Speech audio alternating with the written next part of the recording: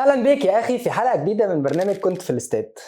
بص، الكوره زي الحياه بالظبط، فيها خوف واثاره وصبر وتحدي وانتقام وكل حاجه كانها مشاعر اللي انت بتعيشها في حياتك بالظبط. وده لدرجه انها برضو فيها علاقات توكسيك، علاقات تبان من بره جميله وحلوه ومفيش احلى منها، بس هي ممكن تكون بالرغم ان هي حلوه بس بتاذي فيك حته حته حته. واحنا النهارده بقى جايين عشان نتكلم على مدربين هم علاقتهم بالانديه بتاعتهم من اعظم العلاقات اللي موجوده، بس العلاقه دي كان فيها سيكه تكسكه، بالرغم من ان المدربين دول الانديه بتاعتهم هم اعظم ناس مسكوا النادي ده، وكمان من اعظم المدربين عموما، والاثنين دول هم اليكس فيرجسون وارسن فينجر. فيا اخي لو عايز تعرف ليه، دوس لايك وسبسكرايب واشعل الجرس، وتعالى اما اقول لك ان احنا هنا في كريتور ستوديو، وخد الانترو.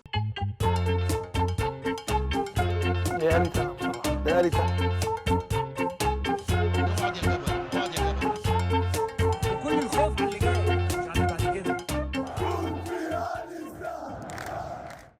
بص يا اخي، الرجال المحترمه دي هم حرفيا عملوا كل حاجه للنادي بتاعهم، عملوا جراكن من الانجازات، ولكن بالرغم ده هم جم في فتره كده كانوا كل حاجه للنادي بالمعنى الحرفي، وده خلاهم يوصلوا لدرجه ان لو واحد منهم جاله برد اسبوع النادي هيتقفل وهيخرب والحكومه هتيجي تشمع الاستاد تاني يوم. فلما تيجي تبص هتلاقي ان الاثنين دول حرفيا بداوا من الصفر في النادي، وواحده واحده بداوا اللي هم يتابعوا ويباشروا ويتحكموا في كل حاجه في النادي. فكانوا بيركزوا في قطاعات الناشئين والبنيه التحتيه والتدريبات والكشافين واللايف ستايل بتاع اللعيبه وكل حاجه حرفيا. وفعلا الناس دول حققوا مع الانديه بتاعتهم كل حاجه، وكان ما بينهم منافسه كبيره قوي في اواخر التسعينات واوائل الالفينات. بس الفكره بقى ان ارسن فينجر واليكس فيرجسون طول ما هم ماشيين في الطريق كانوا بيتداخلوا واحده واحده جوه النادي، بيمدوا جذورهم في كل حاجه لدرجه تخليك تقول ان اليكس فيرجسون هو اليونايتد وارسن فينجر هو ارسنال. والفكره مش بس كده، الاثنين دول كان عندهم شغف وخبره وامانه وتركيز في الشغل كبيره جدا، وممكن ما تلاقيهاش عند اي حد تاني. فلما تفكر فيها كده هتلاقي ان الناس دول كانوا مديرين اكتر ما هم كانوا مدربين، مديرين قادرين ان هم يتعاملوا مع كل الناس اللي في النادي في كل الحاجات اللي تخص جوانب كره القدم او اللي ما تخصهاش، وكل ده بمنتهى الاحترافيه والعقل. كمان يا اخي الناس دول سمعتهم ما كانتش ان هم غيروا في الكوره او غيروا في التكتيك بتاعها، وده طبعا بالرغم ان كانت كورتهم كويسه وجميله وبتجيب بطولات. فهم ما كانوش زي كلوب مثلا اللي غير في طريقه الهجوم والجيجن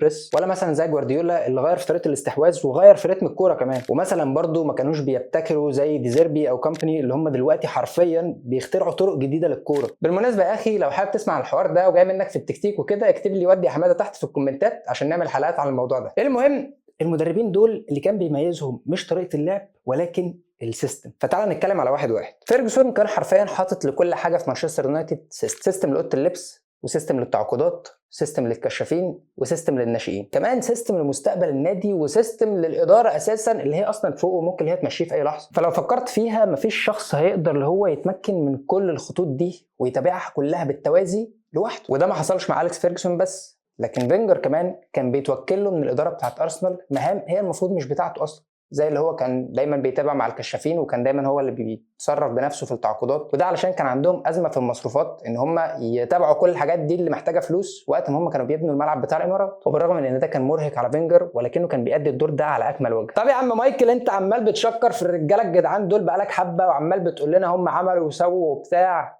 وفي الاخر تيجي تقول لنا علاقه توكسيك. طب ما فين التوكسيسيتي يا معلم؟ بص يا اخي، رحله فينجر وفيرجسون ما كانش فيها اعداد كوادر للي هيجوا بعديه، وده مش عشان هم اهملوا النقطه دي ولا اي حاجه، بس الفكره ان مفيش حد هيقدر ان هو يجي يغطي كل اللي هم كانوا بيعملوه. الشخصيتين دول فعلا صعب ان انت تجيبهم تاني. والفكره ان على الناحيه الثانيه الاداره كانت فاكره ان المدربين دول لما هيمشوا عادي هنجيب مدرب تاني غيره، ولو هو كان بيعمل شويه مهمات ازيد سيكا هنجيب ناس تعمل هي المهمات دي، ساعتها هنبقى نحل بقى في التعامل ما بينهم وهنظبط الحاجات دي والدنيا هتمشي عادي. وبالتالي يا اخي الاثنين دول اول لما مشيوا الانديه عملت كده، علشان هم اول لما مشيوا كان في حرفيا فراغ كبير ما كانش في حد قادر هو يملاه. والتوكسيسيتي هنا مش منهم بس ولكن من الاداره برضو، اللي هي حرفيا كانت فاكره ان الحوار هيعدي عادي، انا كده كده نادي كبير يعني. فبالتالي مثلا في اليونايتد اول ما فيرجسون مشي، بالرغم ان هو مشي من 13 سنه، ولكن النادي دخل في دايره مفرغه مش عارف لو يطلع منها لغايه دلوقتي. يعني مثلا هتبص على اليونايتد اخر كام سنه مش هتلاقي ربع الفريق اللي كان موجود ايام فيرجسون.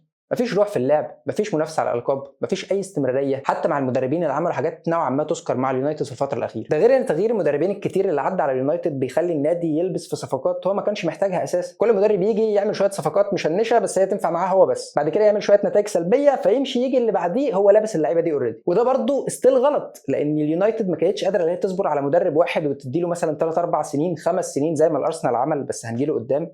وكانت بتغير مدرب كل اول جمعه في كل شهر. وعلى الناحيه الثانيه ارسنال اللي هو دلوقتي بقى فريق كبير وبينافس وقريب قوي ممكن ياخد الدوري الانجليزي بعد غياب 22 سنه، بس برضه بعد ما فينجر مشي النادي برضه حس بفراغ، وهم هنا حسوا بفراغ بجد لان الجماهير كانت هي اللي مشت فينجر، وبعد ما مشي طب هنعمل ايه دلوقتي؟ البابا. ففينجر يا اخي كان بالنسبه لارسنال هو حرفيا البابا، لان هو ما حققش نفس البطولات اللي حققها اليكس فيرجسون، بس هو كان عمل كل حاجه النادي كان محتاجها في الفتره دي. واحد كان محقق دوري لا هزيمه وبعديها اتسحب منه كل التدعيمات اللي المفروض واحد زيه ياخدها، مقابل ان هم عايزين يبنوا ملعب جديد. واحد كان بسكواد شبه بتاع سيراميكا كليوباترا بيقدر هو يطلع رابع كل سنه، والناس كانت بتتريق على المركز ده، وبعد ما مشي ما كانوش قادرين ان هم يحققوا المركز ده، وفي الاخر فينجر هو اللي لبس الكلام ده.